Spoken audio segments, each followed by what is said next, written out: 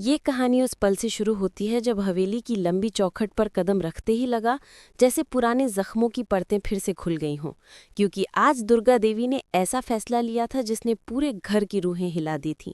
उन्होंने बेहिसाब साजिशों, तानों और टूटे रिश्तों के बीच अपनी छोटी बहू अहाना को पूरे घर की जिम्मेदारी सौंप दी, मानो किसी थके हुए महल को अचानक नई रानी मिल गई हो। अहाना की वापसी किसी साधारण लौटने जैसी नहीं थी। ये एक नई लड़ाई की घोषणा थी, एक ऐसी लड़ाई जहां हर मुस्कान के पीछे शक, हर दीवार के पीछे साजिश और हर कदम पर कोई न कोई आंख गड़ी थी। बुआ जी, जो खुद को इस घर की अनकही महारानी मानती थीं, ये सुनते ही अंदर तक कांप उठीं। जिस लड़की को वो कमजोर समझकर घर से दूर करना चाहती थीं, वही आज उन्हें आदेश देगी। ये बात उनके अहंकार को चीरती जा रही थी। पूरा परिवार नाश्ते की मेज पर जमा था जब दुर्गा देवी ने अपनी सख्त अटल आवाज में कहा कि आज से रसोई से लेकर घर के कागजों तक हर जिम्मेदारी अहाना संभालेगी। पल भर में सन्नाटा छा गया। बड़ी बहू और मंजली बहू की आंखों में राहत थी, लेकिन पोल्टू और उसकी माँ के दिल में आग जल चुकी थी। उसी रात से खेल शुरू हुआ। रसोई का सामान गायब, ऑर्डर लेट, ताकि सुबह सबके सामने अहाना को नीचा दिखाया जा सके। लेकिन अहाना ने मुस्कुराते हुए नया नाश्ता परोस दिया और बताया कि उसने आधी रात को ही इमरजेंसी स्टॉक मंगा लिया था।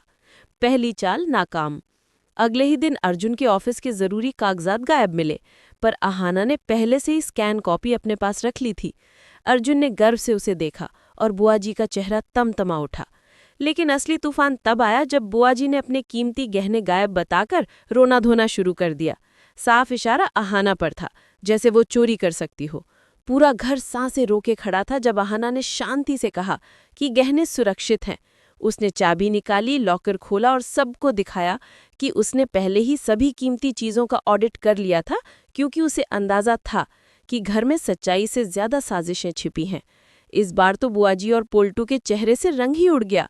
दुर्गा देवी की आंखों में गर्व था, अर्जुन की मुस्कान में भरोसा, और पूरे घर को पहली बार लगा कि असली मालिकाना हक उसी का है जो बुद्धि और दिल दोनों से घर को संभाले, नॉट वो जो ऊंची आवाज में राज चलाने की कोशिश करे।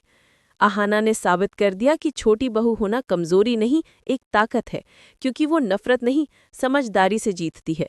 और शायद यही इस कहानी का सच्चा संदेश है कि घर वो लोग नहीं चलाते जो डराते हैं, बल्कि वो चलाते हैं जो जोड़ते हैं। और सच की ताकत हर साजिश के तूफान को रोक सकती है। अब सवाल बस इतना है कि जब हर बार अहाना ढाल बनकर रोक रही है, तो बुआजी की अगली चाल क्या होगी।